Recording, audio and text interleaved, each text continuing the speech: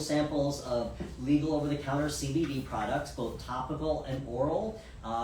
By all means, they're here for you to give a try. Anybody have an achy back or an achy anything, that's usually who comes and tries these samples, but by all means, they're here for you. So after the talk, come and please introduce yourselves to our wonderful staff here at SeeBeyond Medicine. So this is a part of the MJHS. So I'm in my full-time world. I am the director at MJHS Hospice and Palliative Care in New York City. And but I also have another job, which is here at SeeBeyond Medicine, where I'm the Integrative Pain and Medical Cannabis Specialist. So we're going to be talking about medical marijuana today. Again, this is just me. And so the goals for today's talk, I want you to all become familiar with the current legal landscape of cannabis in the United States. I would love for you to all to be able to understand the basic principles of some of the cannabinoids, specifically THC and CBD. We're going to learn what a cannabinoid is if you've never heard that word before. I also want you to be able to know the safety profile of cannabis for appropriate patient care, whether you're the patient, your family's a patient, or any one of your clients are the patient. For objectives, we're going to review the two most prevalent cannabinoids. We're going to want to explain which cannabinoid causes psychogenic effects, basically what gets you stoned, versus which calms that high and controls that so that you can function during the daytime while you're on the medication for any number of reasons. And by the end of this talk, you should all be able to list 3 common medical uses of cannabis and 3 common side effects. All right, and I don't expect you all to become experts in cannabis after this 1-hour talk. It's really just scratching the surface of some of the basics. I'd like to start though, to set the tone for this talk with this quote from an administrative DEA law judge. It says, marijuana in its natural form is one of the safest therapeutically active substances known to man. By any measure of rational analysis, marijuana can be safely used within a supervised routine of medical care. It would be unreasonable, arbitrary, and capricious for the DEA to continue to stand between those sufferers and the benefits of this substance in light of the evidence in this record. Those statements still stand true today, and this quote came from 1988 when cannabis was being reviewed by the DEA. And as you know, it is sweeping the country, but it's still considered federally illegal, which we're going to address some of that. So what is cannabis? Well, let's start off with just looking at taxonomy. So if you remember back to a basic bio class that you might have taken in high school or college, taxonomy is basically how we name everything, every living thing. So, and everything is categorized between family, genus, and species. So cannabis is from the family Cannabiceae. It's from the genus Cannabis sativa, and there are 3 species: Cannabis sativa, Cannabis indica, and Cannabis ruderalis. For the purposes of this talk, and really what you think about when you think of marijuana, it's really the 2, Cannabis sativa and indica, that we're really concerned with. And of course, there's a laundry list of slang terms that the scientific name cannabis has been given over the years. Marijuana, hash, reefer, whatever you want to call it, weed, it's got plenty of names out there. So where did cannabis come from and where did it start? Well, cannabis has been with mankind since 6000 BC. That's the first documented uses. It started in China, where we ate cannabis for its protein. And if you fast forward to modern day, if any of you have gone to shopping in Whole Foods or any organic store, there are hemp protein seeds for sale everywhere now. It's making a comeback. So we used to eat the proteins, and we used to feed animals that we would eat the same proteins. So cannabis was very much in and amongst our lives. The first documented uses of cannabis for textiles was in 4000 BC.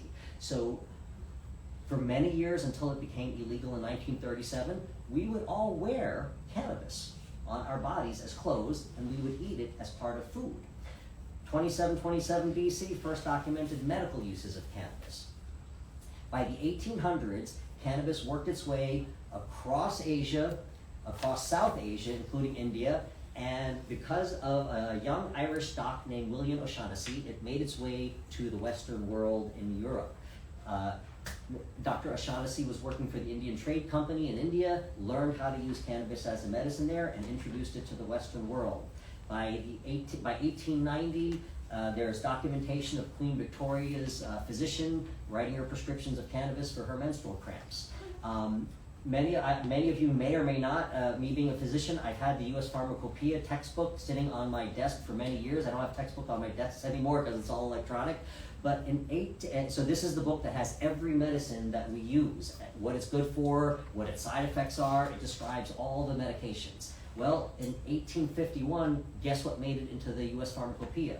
Cannabis. Just like every other medicine, cannabis was listed. No questions about it. It was just a commonly used medication. By the mid-1800s, there were over 280 manufacturers of cannabis with over 2,000 different medical products. And if you look at the history books, prescriptions were written, take this amount of tincture, this often, just like any other medication. And the reasons that we used to use it for, same reasons we're starting to use it for. And they're listed up here, whether it's addiction, convulsive disorders, meaning seizures, neuralgia, meaning neuropathic pain, any sort of addiction, opiate addiction, alcohol addiction, same thing that we're using it for today. We used it centuries ago. By 1937, it becomes illegal with what's called the Marijuana Tax Act. And not to get too far into this, but it's a whole different conversation, but it really had nothing to do with what the government told us, which was about addiction, it makes you crazy, causes psychiatric illness. None of that was true. It's quite embarrassing, but if you look back at the history books, there are posters that our government would put up that would say, if you use this, it will make black men feel like they're equal to white men.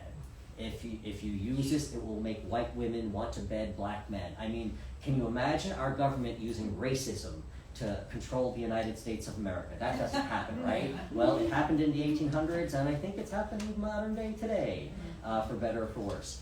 By 1969, that the Marijuana Tax Act was declared unconstitutional. So what did our government do? We turned it back around and we flipped it in 1970 with the Controlled Substance Act, which is still valid today, where cannabis is listed as a Schedule I substance. What is Schedule I? Schedule I is anything, all these illegal substances are Schedule I. Heroin is Schedule I as an example. Crack is Schedule I as an example. PCP is Schedule I. And cannabis is Schedule I. Schedule I are illegal substances that basically have no medical benefit and are detrimental to your health. And what we know today is that is not true at all of cannabis. By 1996, we have our first legalization. That was in California for medical use. By 2003, our neighbors to the north, Canada, made it legal for medical use. And where are we today? Today in the United States, we have 38 states, so that's way more than half. We're about 3/4 of the way there.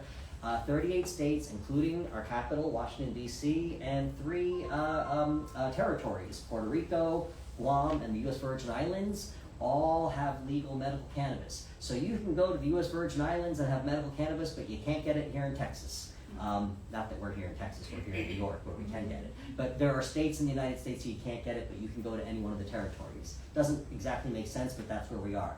Of those 38 states with medical, 23 have a legal adult use program. Adult use is really the correct term for what many people would call recreational cannabis.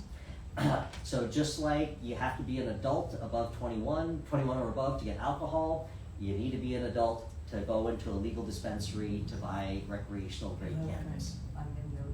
And of the 50 states, 40 states today have decriminalized cannabis laws. Okay, so what does it mean when we have, what happens to a state that has legal medical cannabis?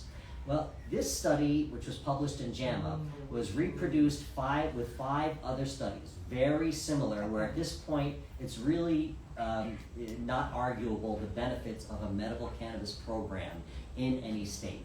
By the time a state implements a medical cannabis program, within its first year, what this study has shown and what repeat studies continue to show is about a 20% decrease excuse me, a 20% decrease in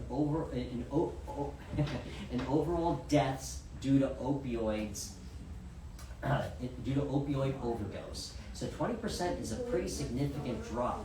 Along with that, by the 2-year mark, we see almost a 25% lower mean in annual opioid overdose mortality.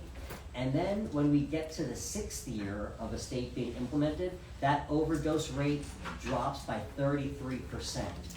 They took the study and they protracted it out to look at other variables, and what we see along with opioid overdose deaths dropping, we also see at a very similar rate opioid emergency room visits dropping. So any opioid related reason that you ended up in an emergency room, those rates also dropped by somewhere between 20 to 25% within the first 2 years. When they protracted the study and to look at other variables, by the 6th year, there were major decreases in those states in other prescription writing. Non-opioid pain medications dropped significantly. Psychiatric medications that had to do anything with depression, anxiety, PTSD, those prescriptions also dropped. So there's a public health cost savings when you start to implement a medical cannabis program. Like I was saying though, regardless of all those benefits, it's still illegal today. It's still Scheduled 1. So if a physician is not allowed to prescribe a Scheduled 1 substance, how do we get away with this? Well, the workaround in every legal state today, we do not prescribe it, we recommend it. So I recommend cannabis to folks, I don't prescribe it.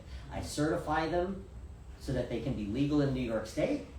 They go to the dispensary with their certification and they legally purchase the medications that I recommended for them.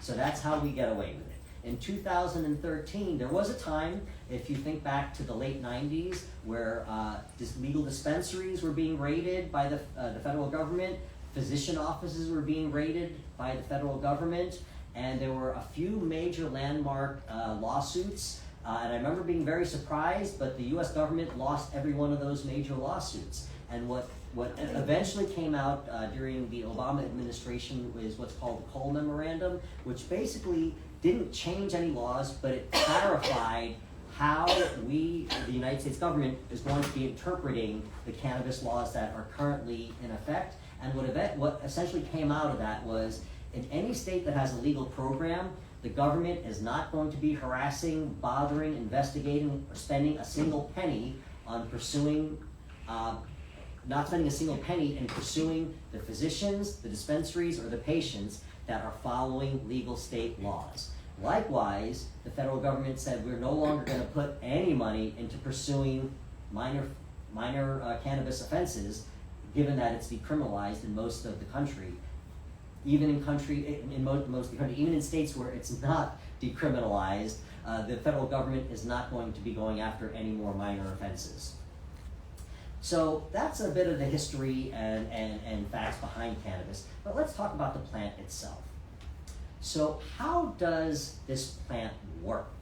Well, if we were in a lab and had a high-powered electron microscope and we were looking at a sample of cannabis under this microscope, what we would see, the first thing you'd notice, is a handful of healthy nutrients that are in plants that we should be ingesting every day. So it has plenty of protein, which we talked about already. There are omega fatty acids, antioxidants that are provided in the cannabis plant. Along with that, what you're going to see in this microscope are over 120 some odd very unique compounds that we call cannabinoids. And cannabinoids exist in two general places. They exist in the plant, and they exist in all of our bodies. We make our own cannabinoids. When they're in the plant, we call them phytocannabinoids, phyto because they come from the plant. When they come from our bodies, they're called endocannabinoids because they're endogenous to our own human bodies. But right there is some sort of a relationship between this plant and the human body. We both create the exact same size, shape, molecules that when they bind to certain receptors within our body, whether it comes from our own body or it comes from the plant, they do the exact same things. We're going to get into that in a little more depth, but when you look at so we have not studied all of these cannabinoids. In fact, we're still discovering new cannabinoids that we haven't known of previously, as well as endocannabinoids. But the two that are the most prevalent in the plant and the most studied are called THC and CBD. They both have much longer names. THC is delta-9 tetrahydrocannabinol. It's a mouthful. CBD, a little bit easier to say, cannabidiol. But let's just call them by their three letters. Most of us probably know of THC as the part of the cannabis plant that gets us high. And in the 1960s, THC was isolated by a famous Israeli researcher, Raphael Mechoulam, and once it was discovered by the early 1980s what THC does, the makers of then illegal cannabis said, oh, that's why we love this plant, it's the THC. And then, a few years later, early 1980s, he isolates the CBD molecule. So THC, it's the only cannabinoid that causes real psychogenic effects. CBD is non-psychoactive, but what it does, it has this yin-yang-like relationship with THC, where THC sends you to the moon, CBD calms you and brings you back down to earth. So once that was discovered, the makers of then illegal cannabis in the early 1980s said, we don't like the CBD stuff. It reduces the high that we're enjoying. And what started to happen, and is still happening today, is the genetic alteration of these plants to increase the THC value so people could get more stoned, and to decrease the CBD value so people could get even more stoned. And that happened. Population loved it recreationally. The makers of cannabis made more money. It seemed like a win-win for everybody, except for medical reasons. So both THC and CBD have, this is a limited list, but there's a much longer laundry list of medical benefits to both. The trick is to balance the THC with the CBD so people can function. Now, if someone wants to be high while they're getting medicated, there's nothing wrong with that. I don't judge that at all. But most folks, even if they do enjoy being high, for most of the time, we don't want to be stoned 24 hours a day, 7 days a week. You need to function, you need to pay some bills, you need to take care of kids, grandkids, your dog, drive a car, etc. So we balance the CBD with the THC so that you can function while still getting your medical benefits. So other than getting stoned, what are some of the things that THC does bring to you medically? It's a great analgesic, so it helps with pain tremendously. It helps with pain a little differently than CBD, which is also a great analgesic. Together, they both work synergistically for pain. It's a great antispasmodic, so if you have chronic spasticity of your muscles, which many people do, chronic neck pain, chronic low back pain, chronic hips, etc., you might be taking a muscle relaxant, which may or may not work to a certain degree. Most people have worse side effects with muscle relaxants than actual benefit of relaxing the muscles. THC is a wonderful antispasmodic. If it's your internal visceral muscles, like your GI system, your gut muscles that are spasming, and you're having horrendous cramps, horrendous diarrhea, you might have irritable bowel syndrome, you might have something way worse than irritable bowel syndrome, which is inflammatory bowel disease, like ulcerative colitis, Crohn's disease, horrific bloody diarrhea, horrific pain. My Crohn's disease and ulcerative colitis disease patients do wonderfully with this antispasmodic. They carry a vape pen with them, which works very quickly, which we're going to get into, but they need to give a presentation like this at work. They're given a sales pitch. They have an important meeting. They can't function. They run to the bathroom or run outside. They do a vape hit. They come right back in a few minutes later, and they're ready to rock and roll and get that presentation done. Anti-tremor. So movement disorders like Huntington's disease, Parkinson's disease, even a benign essential tremor. That's not a true disease, but people have a benign essential tremor that happens as we age. It can be alcohol related, it can be related to other medications. THC is good for movement disorders. It's a good anti-inflammatory. We use it tremendously for appetite stimulation, cancer patients.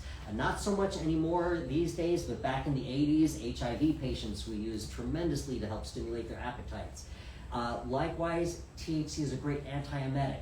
You're throwing up because of your chemotherapy. You're throwing up because of your inflammatory bowel disease. You're throwing up because you just ate bad food or something. Any reason that you have nausea and vomiting, great response to THC. With CBD, CBD is truly a fantastic anti-inflammatory that brings great anti-inflammatory effects that are at least as potent with the prescription grade anti-inflammatories that we use, or even over-the-counter anti-inflammatories like your Advils, your Aleve. The difference is CBD doesn't come with those same side effects. So once physicians put a patient on a steroid, we're okay with that as long as we have the plan of how do we taper them to get them off, because it comes with horrendous side effects. CBD doesn't have those side effects. CBD is actually very healthy for the body in so many ways. We're going to keep on exploring that. It is a great anticonvulsant, meaning a seizure medication. Many of you may have heard of a famous case. There was a young girl named Charlotte. Charlotte, as a toddler, was having over 100, depending on the day, 100 to over 150 seizures a day. That basically means the entire day this girl is coming in and out of seizures nonstop. She had seen countless neurologists, had been on every anti-seizure medication known to mankind, on multiple therapies. Nothing was working. Her mother worked with a cannabis company. It was all illegal at the time, but she was desperate to help her girl, and they developed a strain that's today, it's named Charlotte's Web. The strain was named after this young girl. It's a higher CBD strain, so people don't get stoned from it, and it's a very low THC, a high CBD, works wonderfully for this girl's seizures. Charlotte ended up being able to live a normal young girl's life where she ended up going to school. It was a tremendous, tremendous victory for this family. It's a wonderful antipsychotic. When people are out of control, CBD helps calm that. We talked about antioxidation. It's a great neuroprotector. So if you have any neurologic issues, neuropathic pain, you've had a stroke, any neurologic disease, CBD is going to be helpful. CBD is also a very good immune modulator. We're going to see where we have cannabis receptors in our body throughout our entire immune system. We have a host of cannabis receptors. So how does it actually work in the body? Well, we all have a true physiologic system. It's called the endocannabinoid system. Just like you have a cardiovascular system, you have a musculoskeletal system, a gastrointestinal system. This endocannabinoid system relates to most of your physiologic systems, and its function is to help keep your body in balance. In doing so, there are a number of physiologic functions that it directly impacts, but it's really about keeping the body in balance. So once 1937 hit and it was all made illegal, we stopped eating it, we stopped wearing it, we stopped using tools that were made from it. We talk about tools. Henry Ford built a car 100% from cannabis. And it was fueled on cannabis. Can you imagine the cost savings to do that from a plant? No wonder why it was made illegal. There were many competing industries. That's the real reason it was made illegal. Again, we can go on to that. I can talk about that afterwards. But today, BMW has a prototype car where many of the components are made from cannabis. So there are so many things that you can make from cannabis. So there were so many competing industries that did not want cannabis to be made legal. But anyway, back to the human body. So overall, basically, if you could boil it down to overarching themes, that what the endocannabinoid system does for you, it regulates how we perceive pain, it regulates how we eat, it is highly neuroprotective, and really the fourth thing, if I could boil it down to 4 overarching themes, it helps us to forget. And that sounds a little awkward at first, but so again, I talked about balance. So if a couple of guys go out last night and they smoke a ton of weed, that's not balance. That's now you have a hyperactive endocannabinoid system.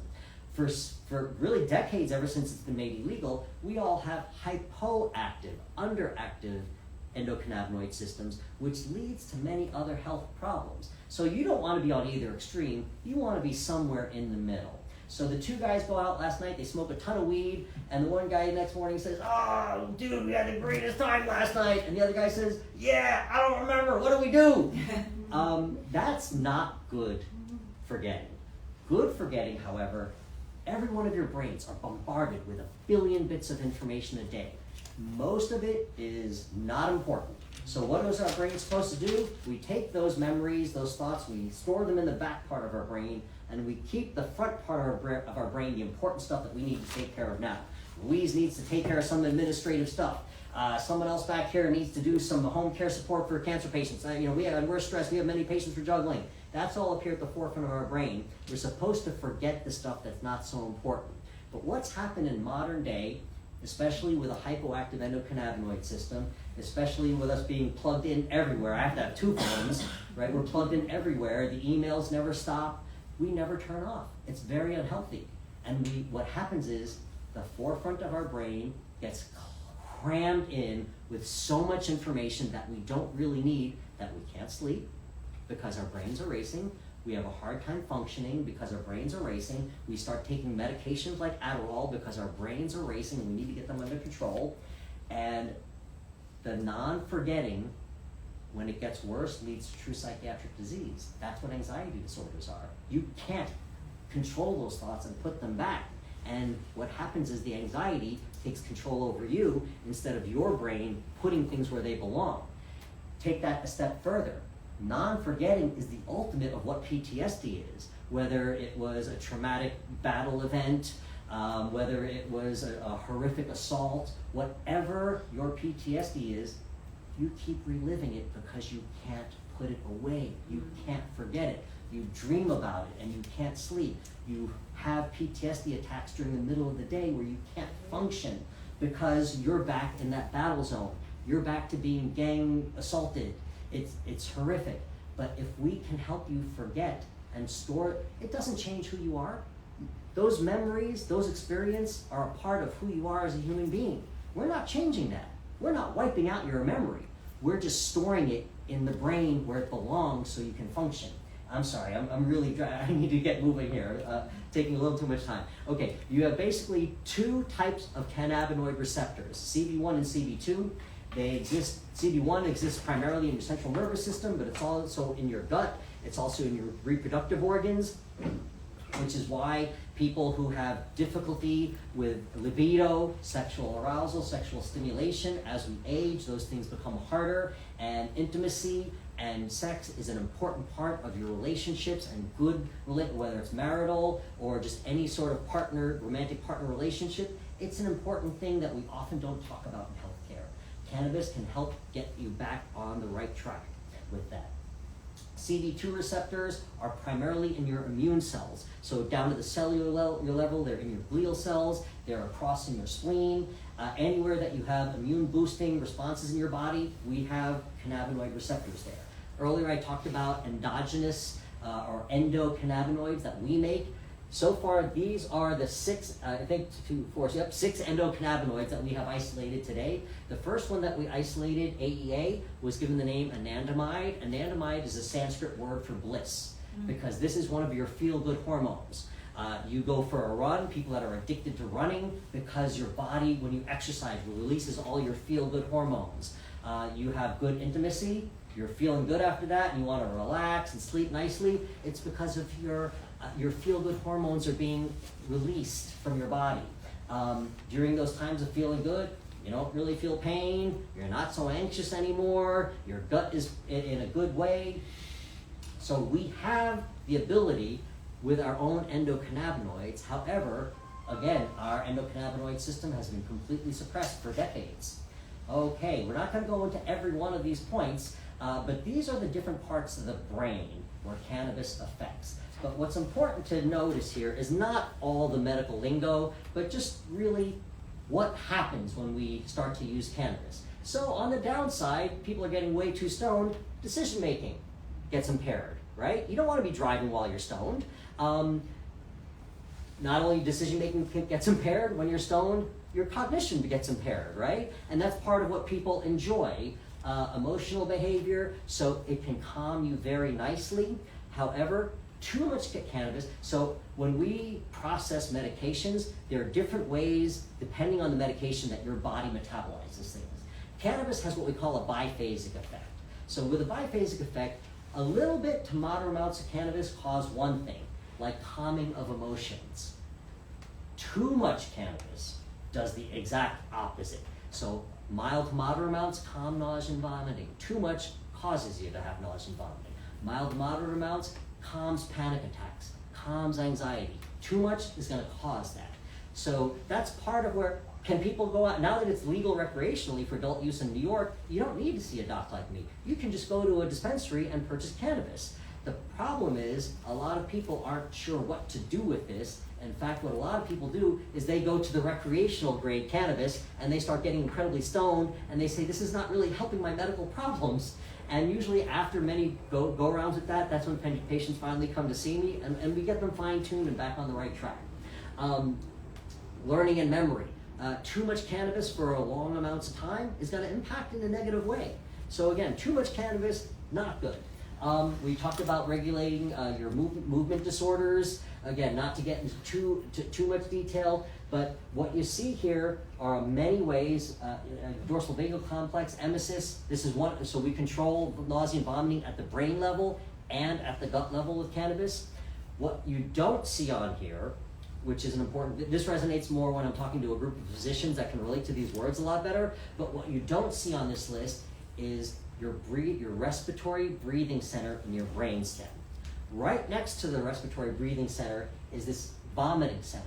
So cannabis does bind here and calms your vomiting, calms your nausea. Where it doesn't bind is a little bit over in your brainstem. That's where opioids bind. And because opioids bind to your respiratory center in your brainstem, when you overdose and take too much opioid, you die because you stop breathing. Nobody in the history of mankind has ever died from an overdose of cannabis. It cannot happen physically. You can get very sick from taking too much, which I'll talk about, but that's an important distinction. People categorize cannabis and opioids as the same thing. Not the same thing, even a little. Further distribution throughout the body where these receptors are. I'm not going to go into great detail, but as you can imagine, this is how certain ailments, diseases, symptoms get impacted by cannabis. Okay, so now that we know a lot about that, how do we get it into our bodies? There's three basic ways. I didn't list the third one, but I'll address it. So the first that most people think about is you smoke pot. You smoke weed, whether it's a joint, a bong, a bowl. Back in the day, maybe currently. More modern is vaping. So the benefits of inhaling, whether it's smoking or vaping, is that you get the medical benefits immediately. So for those of you that have done recreational cannabis or are doing recreational cannabis, you know that if you smoke weed, within seconds, you start to feel that, oh, that old familiar feeling is coming on, I'm starting to feel relaxed, and then within another minute or two, oh, I'm getting that stone place. By the time you get to about 5 minutes on inhaled smoked cannabis, you're at a peak effect. That's recreationally or medically. Vaped is a hint slower, but within a few minutes, you start to feel the vape effects. At 15 minutes, you're at a peak effect. 15 minutes of a peak effect to control your pain, that's the equivalent speed of getting an IV push of morphine. So any of you nurses in the crowd that have used to work in a hospital that have pushed morphine or hydromorphone or fentanyl into a patient, that opioid at the 15-minute mark reaches a peak effect, meaning at the 15-minute mark, if it's not working, it ain't gonna work, and you need to give more. If you think about the old PCA pumps, right? A lot of times the PCA pumps, we write the order every 15 minutes, there's a basal rate, every 15 minutes you get the PRN rate. It's timed at 15 minutes because that's the that's the time that the maximum concentration of blood levels in opioids reaches is at 15 minutes. Same thing with inhaled cannabis. It's as fast as an IV push. Most people don't realize that, and that's an important thing. So a lot of my patients don't want to inhale, and they don't have to. But once they hear this, they realize, oh, if I'm in severe pain and I want to get out of it now, or I'm gonna be honest with you, I'm a patient too, I have irritable bowel syndrome. There have been times where I'm literally lying on the floor in the fetal position in so much pain, I cannot get up to the toilet, and my wife will walk in and she'll look at me, she's like, what are you doing? I'm like, already, and she goes, she'll reach up to the medicine cabinet, she'll hand me my vape pen, she's like, come on, just vape, and I'll do a vape hit. And within minutes, it's like nothing ever happened. It's amazing.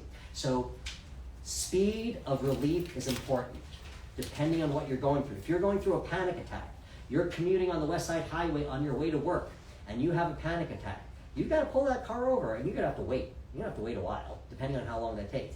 Even if you pull the car over, you go through your bag, you pull out your Xanax, because you need Xanax to calm the panic attacks to get to work, you have to digest that Xanax. It doesn't work immediately. It's not an IV push. It might take an hour before you start to feel the effects of Xanax. You pull the car over and you pull out your vape pen and you do a vape hit, within minutes, you're back on the West Side Highway on your way to work. So if you need immediate, inhaled is very important. The fastest growing way to get cannabis into your body across the country is with edibles or orally ingested. So edibles is more of a recreational cannabis term. People think about gummy bears, little candies, chocolates. It comes in any sort of form. In New York State, when they started the medical program, they did not allow edibles because they wanted it to, they tried very hard to separate the medical program from recreational cannabis. So they did not allow any, what we call flower, or you might call it bud, basically dried plant material to smoke. That was not allowed initially when the program first started. Vaping was. They did not allow edibles, but we had tinctures, we had capsules. They eventually came out with a soft, chewable capsule. Sounds kind of like a gummy bear, just shaped like a capsule. It's not shaped like a little bear. But essentially the same thing. We now have pills. We now have beverages. So actually it comes in a fine powder here in New York where you can mix it into any soft drink or coffee or tea. So that's actually a very growing way for people to use it. It doesn't change your life. It sort of fits with your own life. Pros and cons to orally ingested. So it doesn't matter what form, it's all the same. It ends up in your belly and you've got to metabolize it, you have to digest it.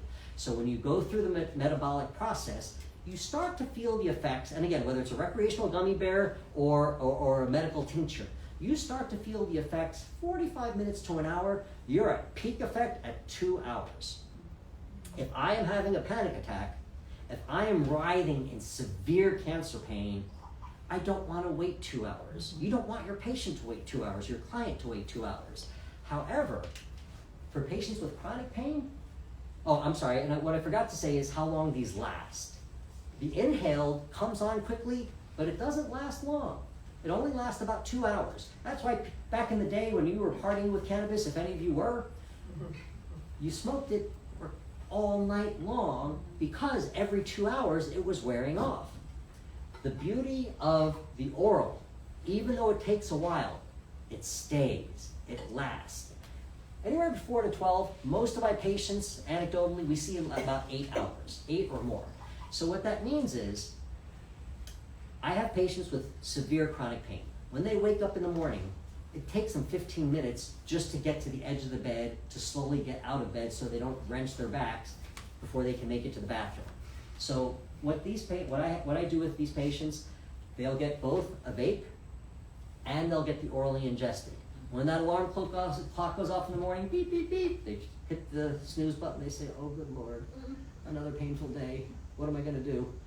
Now, they hit that snooze button and right next to it they reach for their vape pen. Before they even inch to get out of bed, they do their vape hit.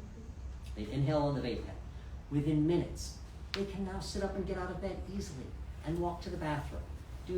In that morning routine, they're also gonna take their pills or their tincture. 2 hours later, as this is wearing off, this is now kicking in full strength. Not that you feel one thing wearing off and one thing kicking in. What this person feels is from the moment they woke up, they're in a much better place today than they were yesterday. Because today they have a vape pen and they have their oral ingested cannabis. And again, this one wearing off, this one kicking in, you're now on your way to work, you're now on your way to volunteering, on your way to taking care of your grandkids, on your way to doing whatever it is you do, but you're doing that much more comfortably. Later on in the day, maybe lunchtime, maybe 3 in the afternoon, maybe at the end of the workday, you're taking your second dose. And that's a trial and error to see how long it lasts, but you're taking your second dose. Most of my patients are either on 2 oral doses or 3 oral doses a day. And we all know that people with chronic pain, they need breakthrough. They have breakthrough pain, they need a breakthrough medication. So it may be you stubbed your toe, you got out of your car in an awkward position, you lifted something and next thing you know, I shouldn't have done that. And you need, maybe my mother-in-law walked through the door, and no, I'm just kidding. And I need something to get me settled right now. Even though you are taking your maintenance medication, people have the vape pen for that breakthrough pain. The third one that's not on here are topicals. A lot of my patients use topical cannabis for any joint pain, musculoskeletal pain. I personally use a lot of topical cannabis all the time because I have chronic spasticity pain. Topicals work wonderfully. So, We now know that cannabis works medically, but there are side effects potentially. All the side effects are really primarily related to THC. The most important thing about the side effects that you need to know and you need to convey to your clients or your patients is that the side effects are transient and they're not lethal. No matter how bad the side effect is, it's gonna go away. It's gonna go away, and it's not gonna kill you. It's not like an opioid. Now, common side effects, many of you have probably know about these, but increased appetite, which is a good thing because we often use that medically. However, if you're somebody you have someone who does not want to gain weight, you need to counsel them on how much THC they're getting. THC can stimulate their appetite, can gain weight. On that particular patient, we might want to really reduce the THC and go with much more CBD. But that's something important. Red eyes, people get freaked out about red eyes. So one of the ways cannabis works medically is it's a vasodilator. So your vasculature gets dilated so you get better blood flow. But in that process, the capillaries behind the whites of your eyes dilate and it makes your eyes look red. Not affecting your vision, nothing dangerous. If it bothers you or it bothers your clients, your patients, a little bit of over-the-counter Visine eye drops, the redness goes away, it's not a big deal. Dry mouth, back in the day, people, when you were using it recreationally, people used to get what we call cotton mouth. It causes dry mouth. You get a little cotton mouth right now, and I'm not on cannabis at the moment. Excuse me. Hydration is very important for any of your patients on cannabis. I recommend people hydrate when you use cannabis. Dilates your pupils, people can get sedated, loss of motor coordination skills, dizziness, etc. This is all what comes with the getting high part. And again, if someone wants to get high, we can allow that, no judgment. If you don't want to get high, we're gonna alter the medications so we get you medically cared for without getting high. The two worst possible side effects that come from cannabis are these last two. One is what's a slang term in the recreational world called a green out. For any recreational user that uses cannabis in some form of frequency has probably experienced a green out. It's where they smoked way too much cannabis, or a lot of people get in trouble with edibles. They take the edible and they're waiting for something to happen and nothing's happening, so they take another edible and they're waiting and nothing, and they take another edible and nothing's happening, and then that 2-hour mark hits, but you took 5 edibles instead of 1, and now you're greening out. Greening out is horrible. It comes with some of the most severe dizziness. Now, an experienced recreational user will say, oh no, I did it again, I smoked way too much weed. And they know they're just gotta sit here and not move my head even a millimeter, because if I do, the whole world's gonna spin and I'm gonna vomit. It comes with severe panic attacks. The paranoia and fear is debilitating that people get. It's not just ooh, Caitlin, why are you looking at me so funny? It's, you're so scared you can't even get out of your chair. You can't move. The fear is debilitating. It does go away. And again, the recreational user says, I'm just gonna sit here for 15, 20 minutes, it's gonna go away.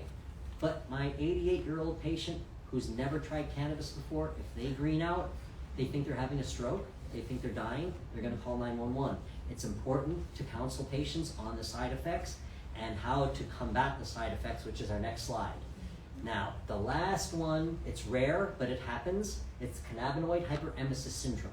And it's really, you don't really see it in medical patients, you see it in recreational cannabis folks who smoke cannabis pretty much daily for years and years, and they've gotten so much cannabis into their system that all of a sudden they have projectile vomiting, and it's pretty miserable.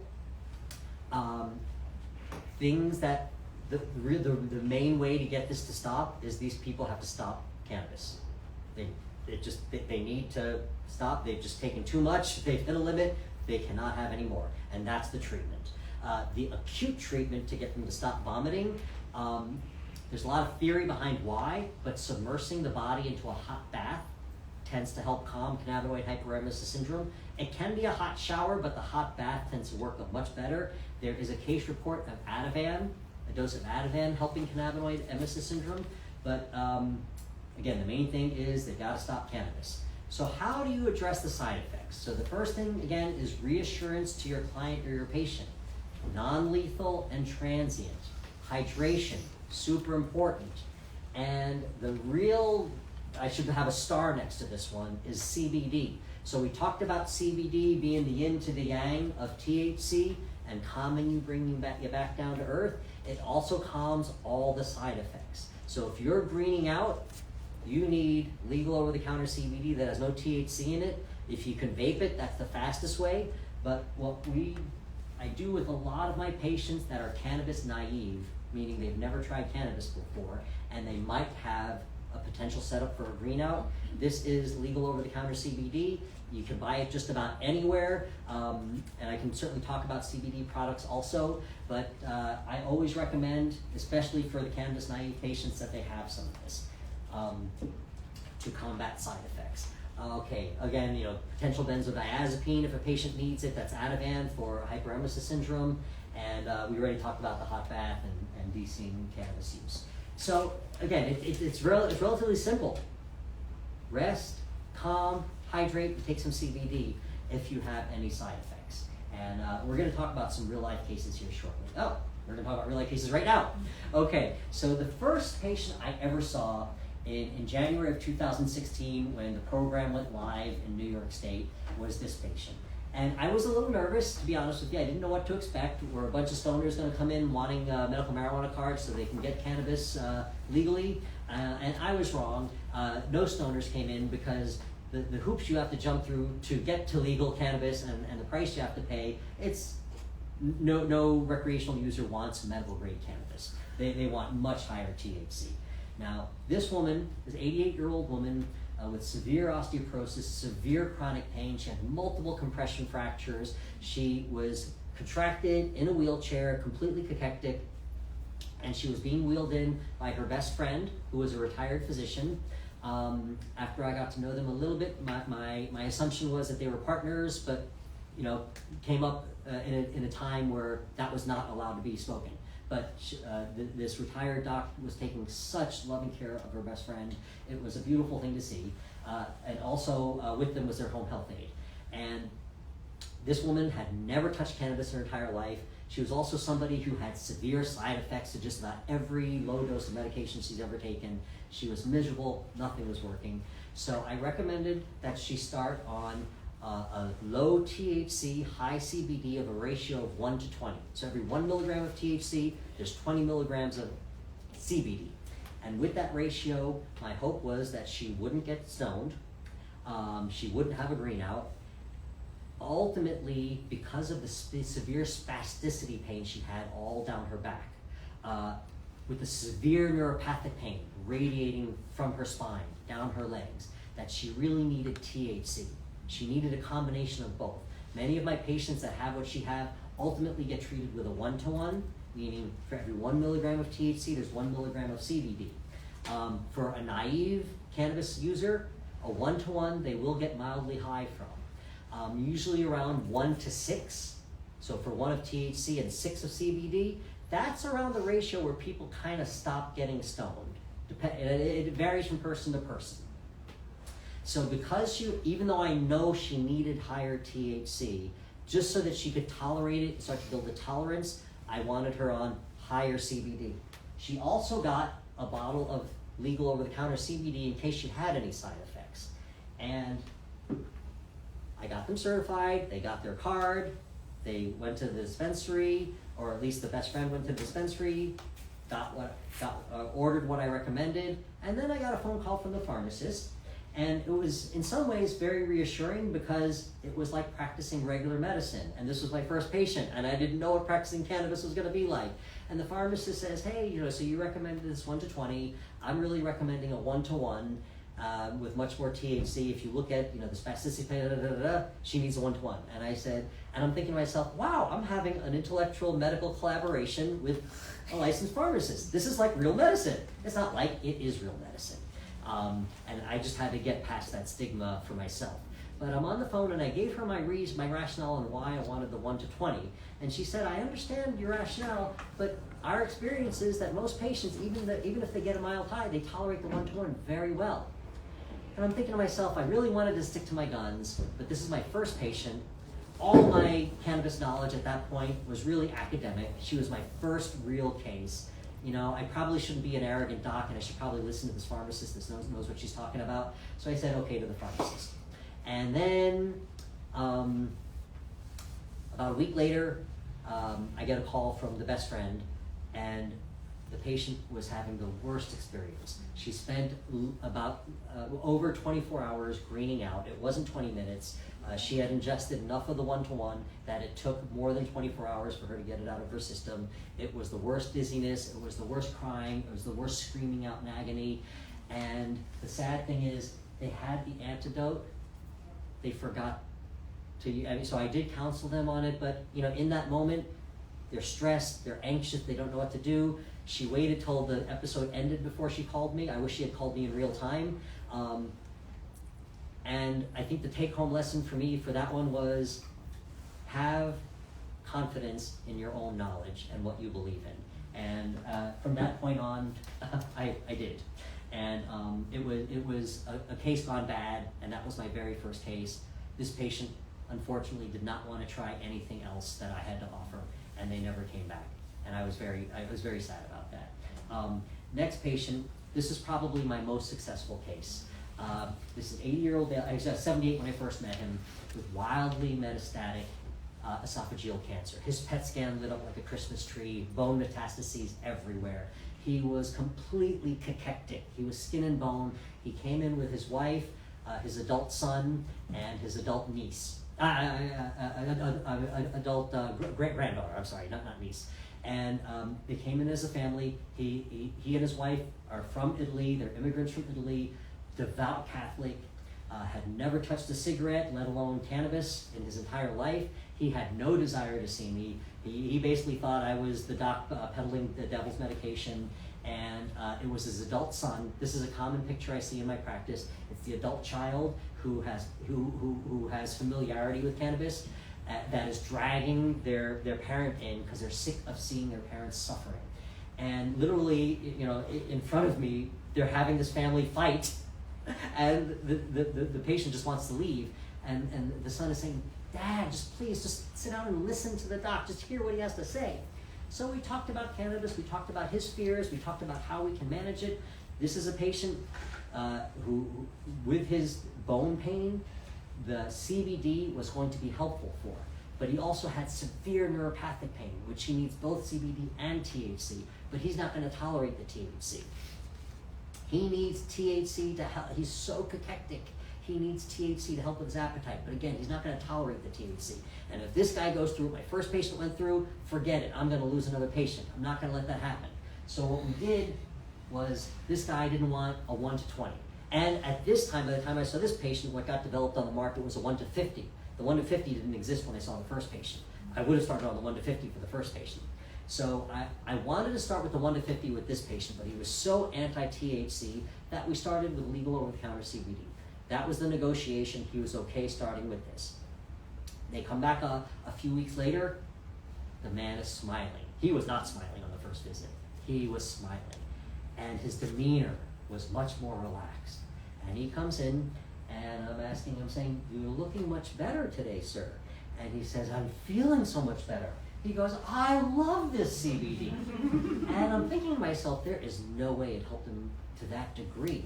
And I said, "Do you still have that neuropathic pain?" He couldn't button, his fingers were so sensitive, he couldn't button a shirt. When they got his socks on, they had to do it so gingerly because his skin was so sensitive, it hurt so badly.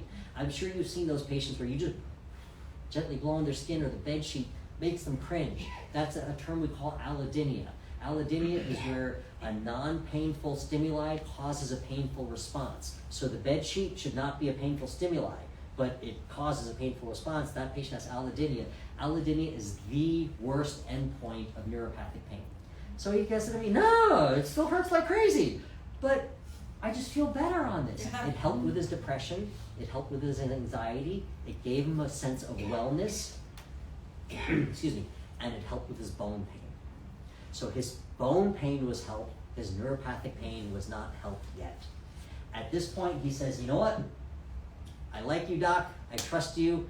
Let's start the real cannabis." So he gets on, and I'm sorry, we are over time here. If any of you need to leave, by all means, I'm not going to be offended, but I'm going to go through the rest of the cases for anybody who wants to stay. For folks that are online, if you leave, I get it, but if you want to stay, I'm going to go through the rest of the cases if that's, Louise, is that all right? All right, we got a thumbs up. We're good. Okay, so we start him on the 1 to 50.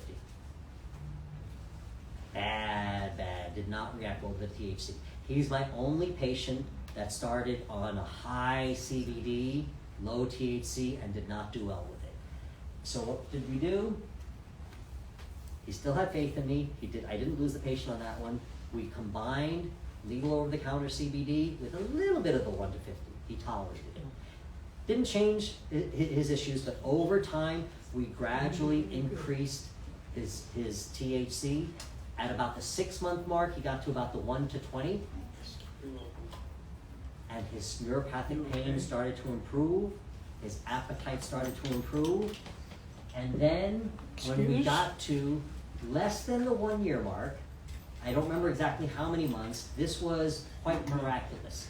So if you look online, there are plenty of case stories of people who have cured themselves of cancer with cannabis. I never believed a single one of those stories when I first read them until I started studying cannabis. So there's a process that we call cell apoptosis. Every cell has a cell wall or cell membrane around it. When that cell dies, it's usually because the cell wall or the cell membrane starts to fall apart for any number of reasons. It could be just age of the cell, it could be disease, it could be a medication causing that cell to break up. But what we do with chemotherapy, we try to target cancer cells to cause cell apoptosis in a cancer cell. And we do that. But guess what? We also do that to healthy human tissue, which is why that support group even exists back there, right? People lose their hair, people start vomiting like crazy. You can develop neuropathic pain just from the medication. It does horrible things to healthy tissue along with killing cancer. It's irrefutable at this point. In vitro studies, meaning in the lab, so petri dishes, lab mice, not human trials yet because it's still federally illegal. But it's been irrefutable that in the lab, CBD causes cell apoptosis in cancer cells while being very healthy for a healthy human tissue. And again, that's irrefutable.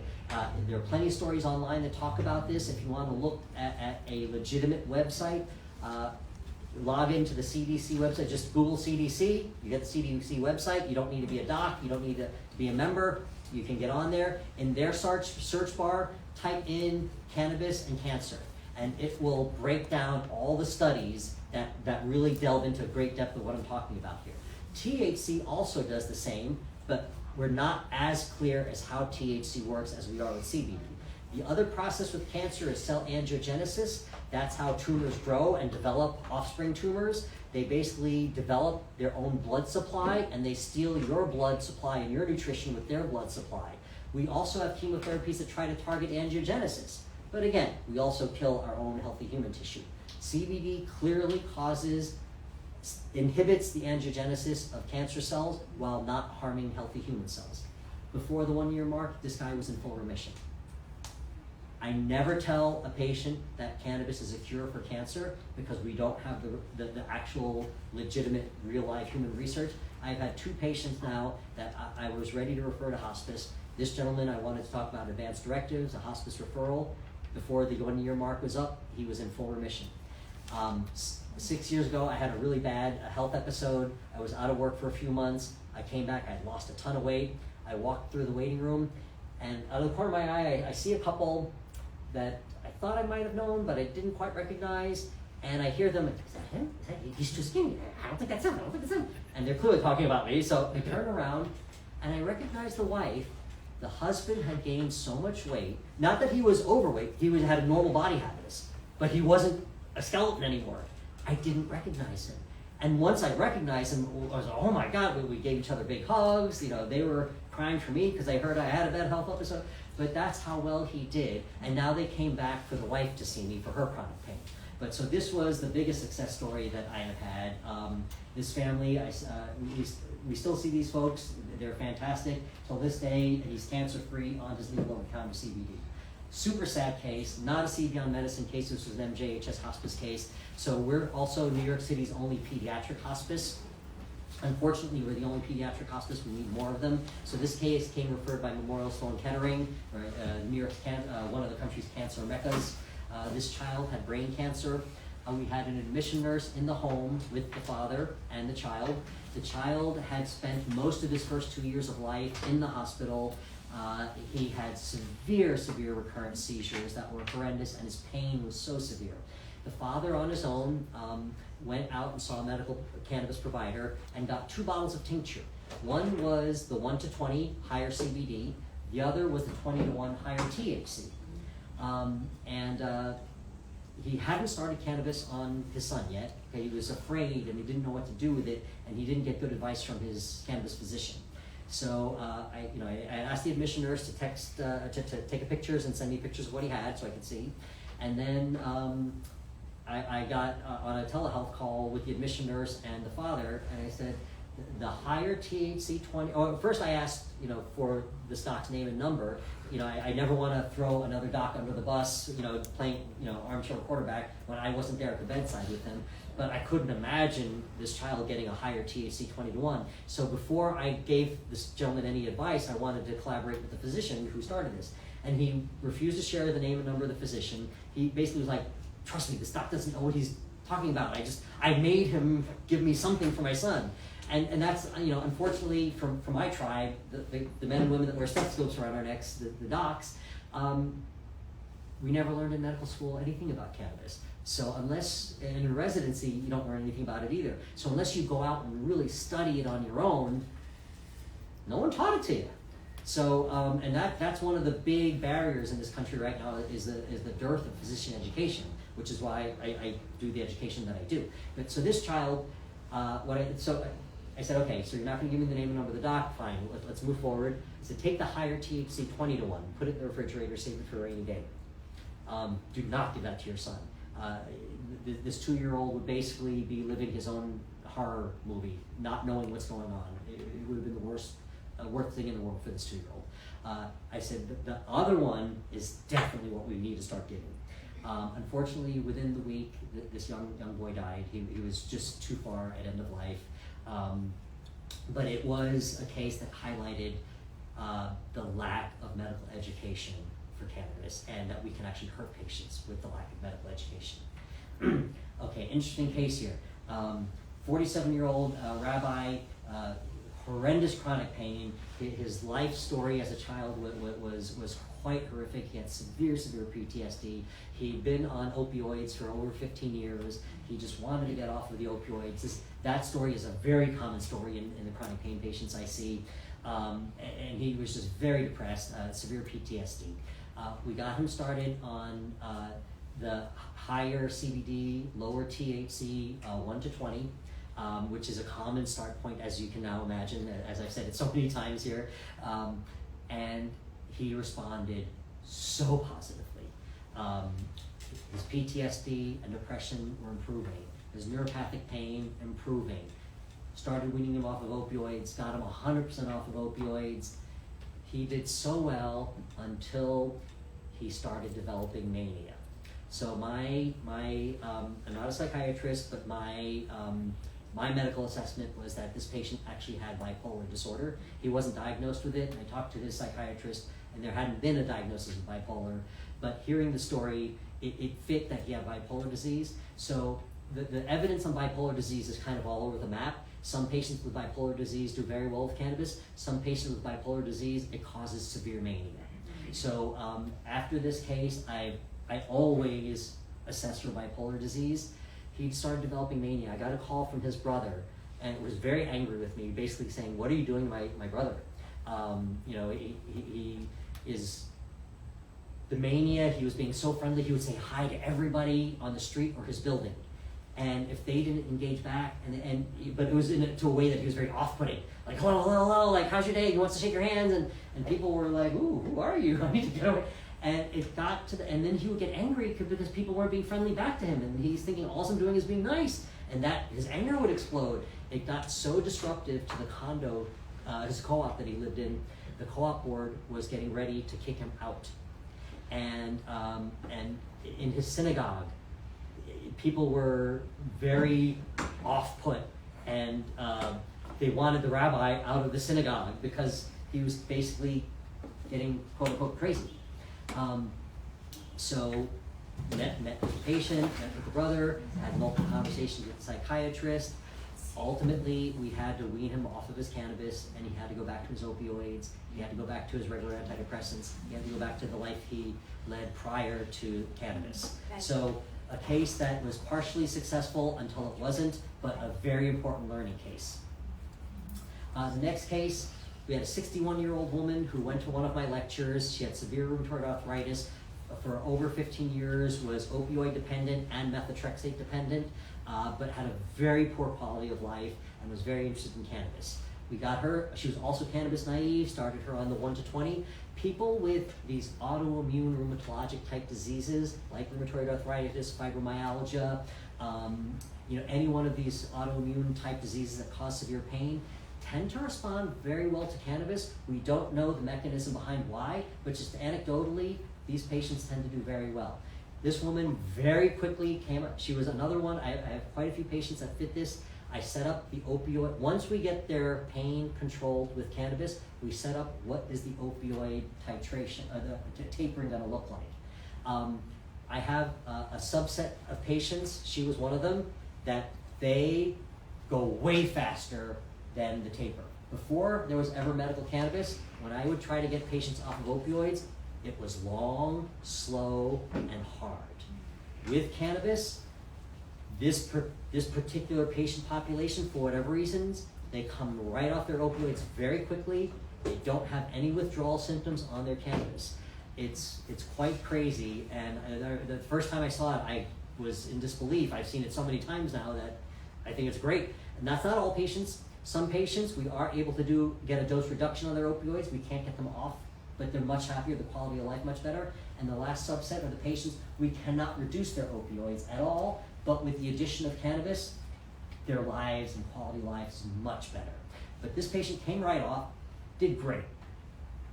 About a year later, she's gonna take a trip to Europe with her family, and legally, you cannot leave the state of New York with your legal medical cannabis.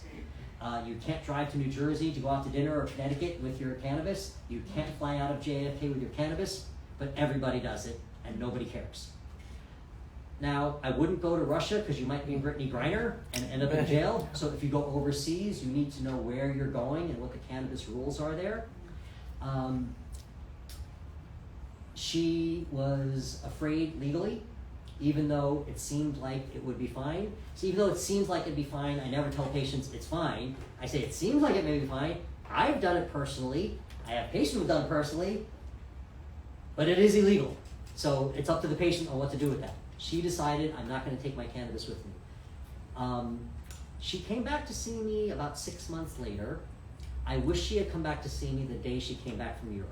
The day she came back from Europe, she was in such bad shape, but the doc she chose to see wasn't me. She chose to go back to her rheumatologist. And I'm not bad-mouthing the rheumatologist at all. The rheumatologist does what the rheumatologist knows how to do. And she was back on her opioids, back on the methotrexate, feeling miserable. And when she finally came to see me, she said, I don't know why I didn't come to see you right away. I think I was just used to seeing the rheumatologist for years, for decades before she ever saw me. And once she was back on the opioids and the methotrexate, it just took till she was so miserable before she was going to come back to see me. And I was just like, why did you wait 6 months? Anyways, back on track. Another very similar patient was 58, bad rheumatoid arthritis, a very successful businesswoman here in Westchester, was on one of the original biologic agents as a test trial, but never got off of it. I forget which drug it was, but it was over 20 years she'd been on the biologic. If you look at any of these biologic agents, there are so many of them that are on the market now. At the end of the commercial on TV, they go through the little legal thing. You can get a lymphoma from these biologic agents. Imagine getting cancer and dying from cancer from the drug that you were using to treat your pain for your arthritis or your fibromyalgia. To me, that notion is ludicrous and crazy. Why would you, having gone through cancers in my own family, why would you flirt with that? But it's the decision's up to each individual patient, and I'm not bad-mouthing the docs at all that are doing this. They're doing their best to help patients in the way they know how. This patient had been on it so long, she didn't want to run the risk of any of these long-term side effects and wanted to get off of it.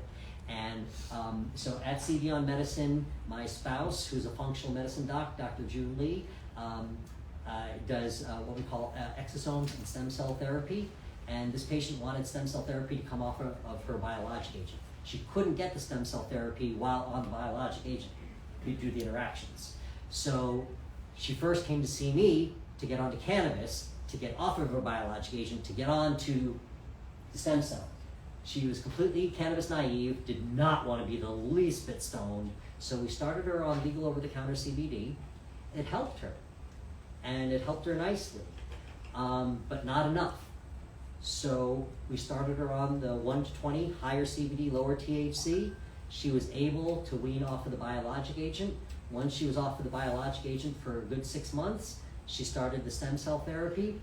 About 6 months later, she did need a booster shot of the stem cell therapy. Today, she still runs her successful business and is not on any medication. Wow.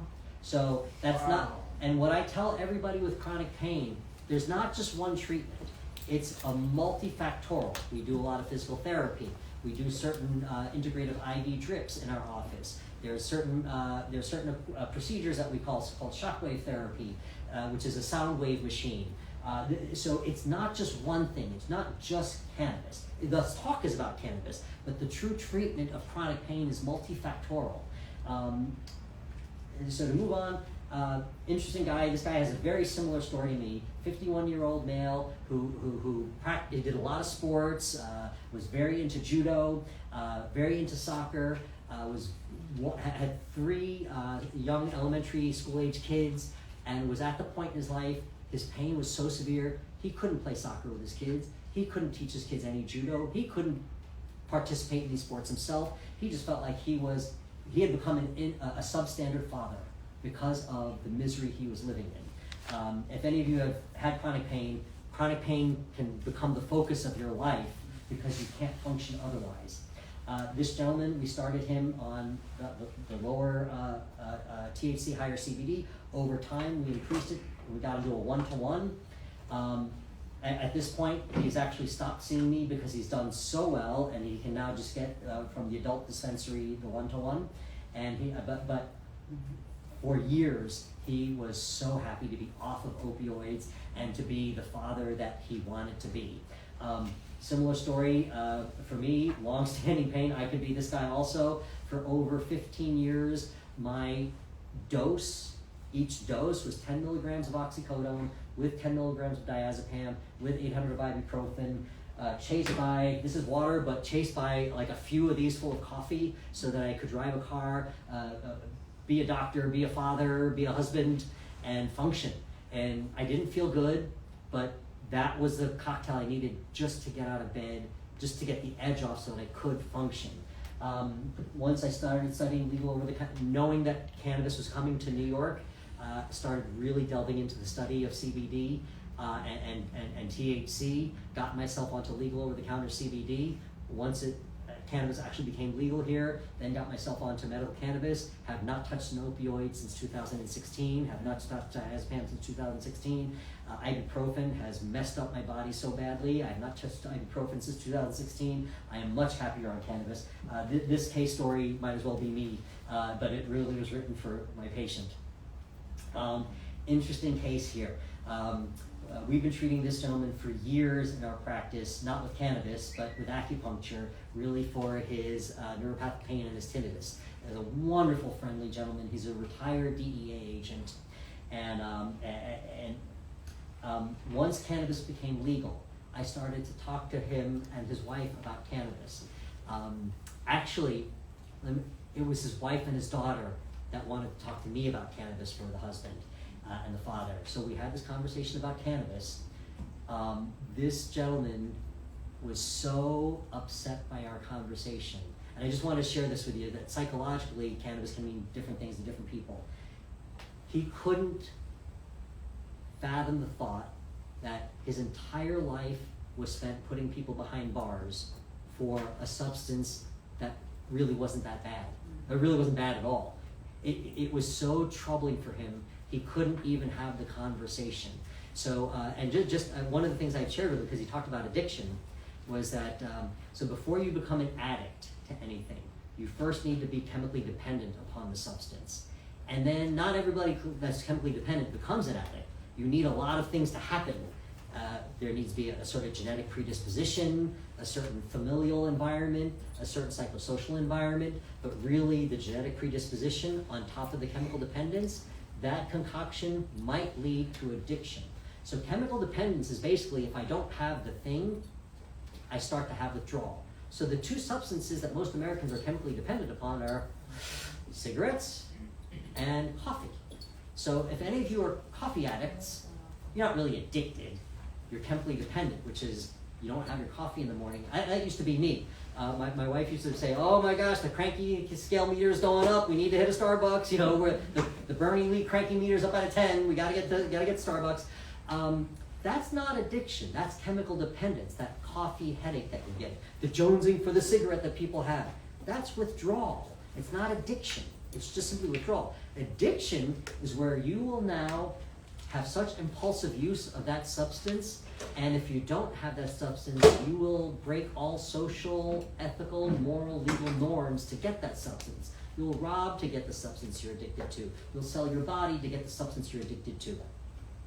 So people are worried about addiction, but really a lot of people are concerned about chemical dependence. So if you talk to them about what chemical dependence is, and it's kind of the same thing as having the coffee headache or jonesing for a cigarette, then they're like, oh, yeah, no, my mom's not going to be that addict. I'm worried about chemical dependence. And then you talk about, well, chemical dependency to something as severe as oxycodone runs at about, as oxycodone runs up around 60 some odd percent. I don't remember the exact number. Chemical dependency to coffee is 10%.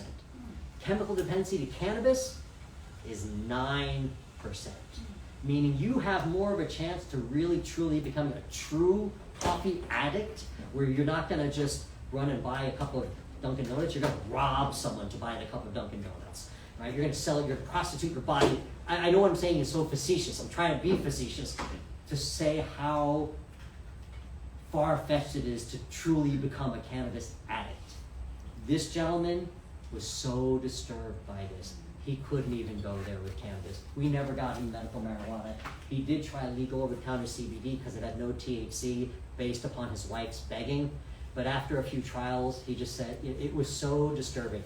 So that was his case. I just thought it was an interesting case. That's my last one. I have so many more to share with you. But if you have questions, I'm here. I'm so sorry I went so far over time. I hope this was helpful for you. You guys have been great. Thank you so much. And for everybody online, thank you. Thank you. You mentioned I asked for samples. I just want to tell you, when I was in college back in the 60s, I was probably the only one who thought Puff the Magic Dragon was about a dragon named Puff, which, yes, was supposedly about pot, right? Peter Paul Bear. Yeah. Absolutely. Yeah, so I'm just pretty naive about these things. Do you want to field the questions, or would you like Ashley and I to do it? Please. So now that there is legal cannabis, is it covered by insurance? No. So because it is federally illegal, not only is it not covered by insurance, you can't use a credit card when you go to a dispensary. This is in any state. You have to buy cash because the banking industry doesn't recognize legal cannabis businesses. The industry, because of the laws, is in such a dysfunctional state. But yes, so not yet is the point. Not yet for insurance, not yet for credit cards, or Medicare. Not yet for Medicare or Medicaid. It's going to be a long time before that ever happens. I mean, if you listen to the news, there are always bills that are going up to that are being proposed. Some of these bills propose rescheduling cannabis to Schedule 2, where it would be on par with oxycodone. It would at least get people more legalized. There are other pushes which I'm more in favor of, which is descheduling it, where it's not on a schedule. It's just a regular, kind of like alcohol is regulated. Cannabis can and should be regulated, but it shouldn't be scheduled. But it's just my opinion. Sir? Question? Oh, just scratch it. Yes. What would the procedure be if someone's interested? Oh, the procedure is, so if you're interested in cannabis, you can go two routes. You can just go to a legal dispensary and experiment on your own, which people do. Or you can go online, or you can come and see me, or you can go online and just Google medical marijuana doctor near me, and basically any doctor that certifies you. So New York State requires a physician be certified to certify a patient. And in order to be certified, so New York State was the 26th state to come online legally. We were the first state that required physicians to have any education. So so when I got certified, I had to take a 4.5-hour CME online course, which got me certified. So basically you find yourself a certifying physician, schedule an appointment, go see that doc. That doc will get up after the visit, assuming that you qualify legally for cannabis, will go into the Department of Health website to certify you. Once that happens, you used to have to get a card. That recently just disappeared. New York State made it much more a streamlined process. When I certify you in real time, I'm printing out a piece of paper and I'm handing it to you if you're seeing me in the office. If it's a telehealth visit, that piece of paper, my wonderful office staff is going to end up emailing it to you. And once you have that piece of paper is your certification with the state of New York. On there is your information, on there is my information, your demographic, on there is the reason why you qualify, and then the recommendation on what you should be getting. It's okay, you can just walk through the recommendation on what you should be getting. And most importantly, what's on that piece of paper is a barcode. That barcode is individual to you and makes you legal. With that piece of paper, they scan you and they will allow you into the doors of a dispensary. Without that barcode, you can't get into a medical dispensary. You can have it saved on your phone, so they scan your phone. If the patient cannot go to the dispensary on their own, most dispensaries do deliveries now. And there's also a process called registering a caregiver. So in New York State, a patient can have up to 5 people that they appoint as a caregiver. You know, whether that be your home health aide, your family member, your best friend, whoever is helping to take care of you. It's made for that sick person that can't get out of bed. So on your page on the Department of Health website for the patient, they put down the names of who they want to be caregivers, and then that caregiver gets on the Department of Health website, fills out some information, and prints out a very similar certification sheet with their individual barcode as a caregiver. And with that barcode, you can now go to the dispensary on behalf of your loved one. I see. Just in addition, I was going to Dr. Shu for shots to my spine. This might be another way to go. Yeah. And where is your office? We're in Scarsdale. But by all means, you can get the card and everything from the folks here at the table. But we're at 2 Overhill Road in Scarsdale. It's a building with a lot of medical offices right there in Scarsdale Village, very close to the train. I know where that is. Parking is in there. We're in Suite 260. Okay. I wonder, before people leave, do the raffle. Oh, raffle, yes. Yes, we have a free raffle Okay, donated thank by you very much, Mary online. Kay, Thank our you. Chronic Disease and Management Program. You had a question.